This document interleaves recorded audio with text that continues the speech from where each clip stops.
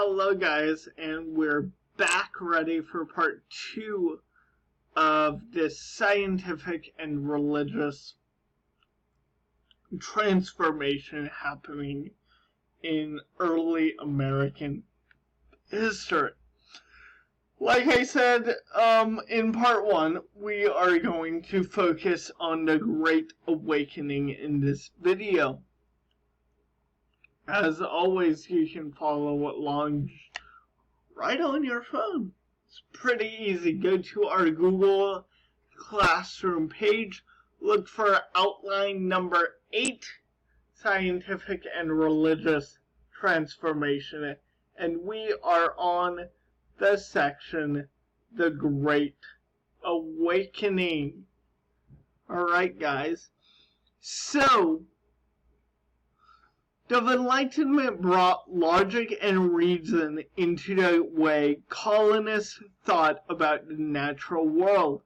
However, religion remained a critical aspect of each colonist's daily lives. The biggest issue the church faced at the beginning of the 18th century was the fact that many settlers lived outside the reach of organized churches. So, where the Enlightenment brought scientific logic and reasoning into play with in Europe and America, the Great Awakening is bringing religious transformation to Europe and America. That's the key difference between the Enlightenment and the Great Awakening.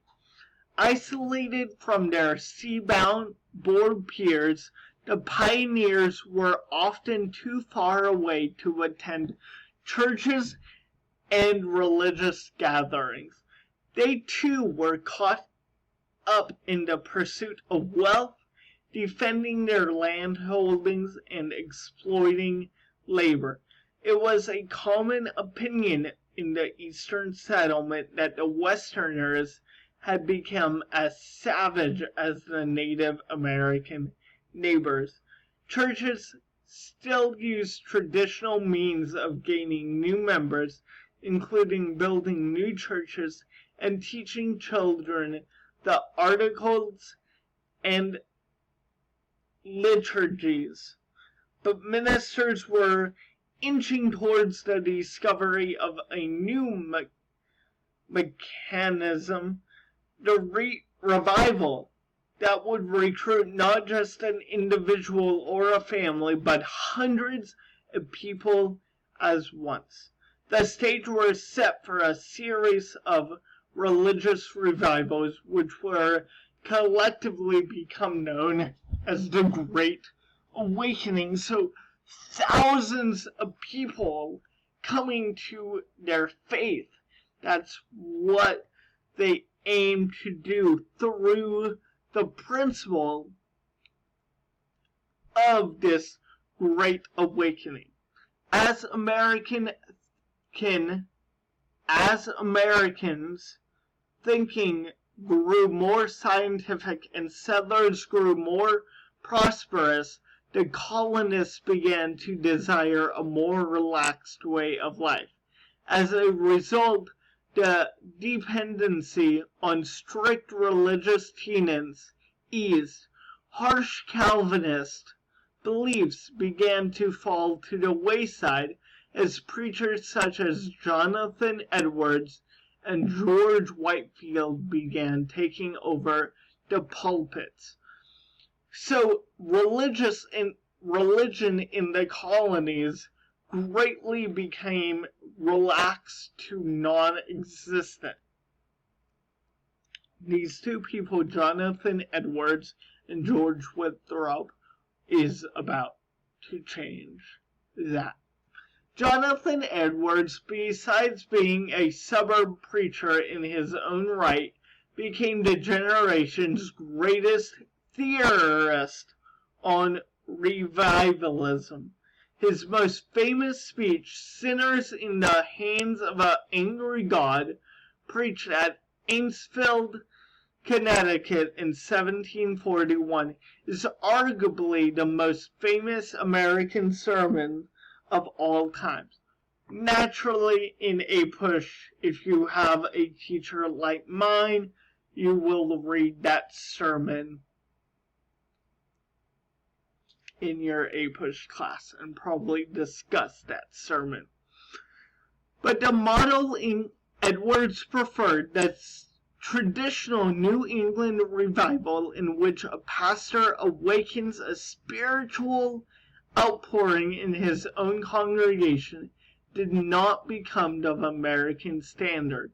That honor fell to George Withrop's technique of field preaching that gathered hundreds, even thousands of people into a public space and subjected them to highly emotional, dramatic sermons. When performed by someone with Withrop's charisma and theatrical flair, dozens of people at a time were excited to experience conversations. Even logic-ruled Benjamin Franklin could not resist emptying his pockets into the offering plates at the Whitefield's sermon. So Whitefield began this tradition of field speaking, going to an open field and attracting hundreds and thousands of people to that field to talk about God, and his theoretical sentiments became well known in this era.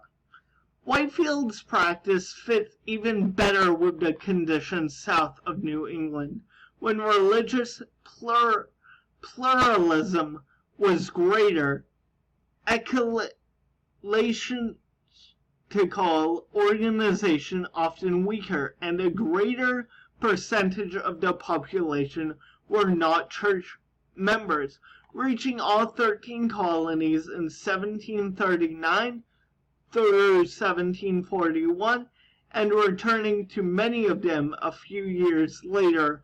Whitefield captivated audiences who followed his movements throughout the newspaper articles and journals that he wittingly published in order to advertise his journeys and their accomplishments.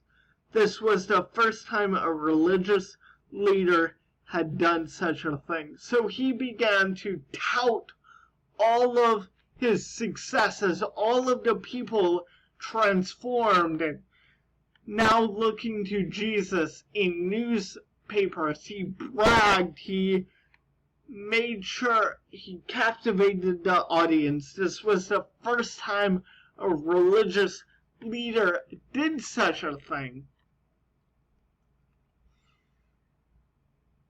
In the short run, the Great Awakening accelerated church membership, dropping the age of conversion and temporarily increasing the percentage of converts who were male. It also increased competitiveness among American churches for the new converts brought in by preachers like Edwards and Whitefield.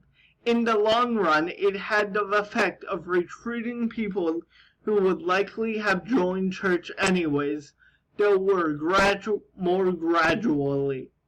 It also represented the first concerted effort to convert African Americans and Native peoples living within the boundaries of colonial settlement, which brought about a new emphasis on missionary work by these people.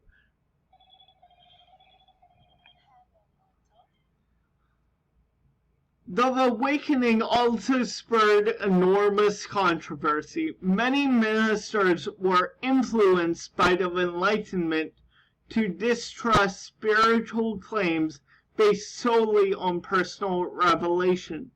Thus, they doubted the authenticity of conversions, shuddered at traveling preachers luring people out of their own congregation, and disliked the self-righteousness displayed by converts who claimed to be able to determine whether their ministers and other church members enjoyed grace or not.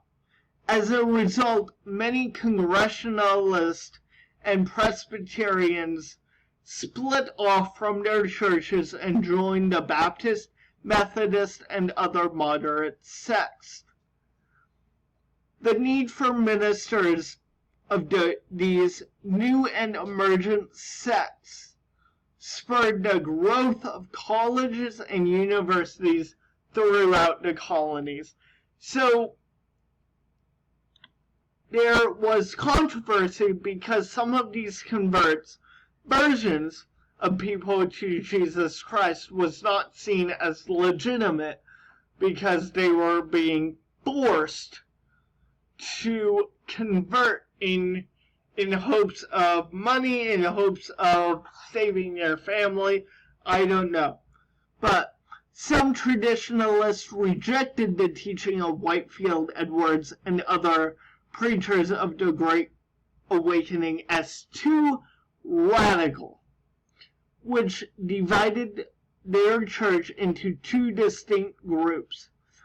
The traditionalists became known as the Old Lights in the Congregational churches and Old Sides in the Presbyterian churches. Their counterparts, who were accepting of the new doctrines, became known as the New Lights and New Sides. Both sides agreed on the need for living a life that glorified God, but the New Lights and New Sides took the view of salvation to be an individual responsibility rather than God's.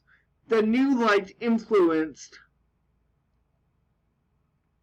during this time brought about the foundation of several of the Ivy League colleges. This is where the Ivy Leagues come into play: Dartmouth, Brown, Rutgers, and Princeton. The Great Awakening was the first true American event, even as those with differing beliefs developed new religious organization. The shared experience of the revivals encouraged settlers to begin identifying themselves as Americans. The Awakening established revivalism as a major recruitment tool for many American Protestants. The Awakening and the Enlightenment interacted in complex ways. The Enlightenment had its greater impact among colonial elites, who in years to come would write a national constitution that balanced power among agencies of the government, protected religious liberties, and prevented the establishment of a national church. So this article is right. Some of this Enlightenment thought, especially when it comes to government thought and government philosophy, we see some of these ideas in our Constitution today, but more on that when we talk about the Constitution later on this year. Both of Enlightenment and of Awakening foster religious liberties, albeit in different ways. The Enlightenment underlined an individual's natural right to choose one's faith. The Awakening contributed by settling dissenting churches against establishments and temporary trumpeting the right of dissenters to worship as they pleased without state interference. So that was religious and scientific transformation. I am a little excited about tomorrow because those videos are the French and Indian War and, hold on, imperial reorganization. So we are almost there. We are almost to legit American history. Thank you guys for watching. See you guys later.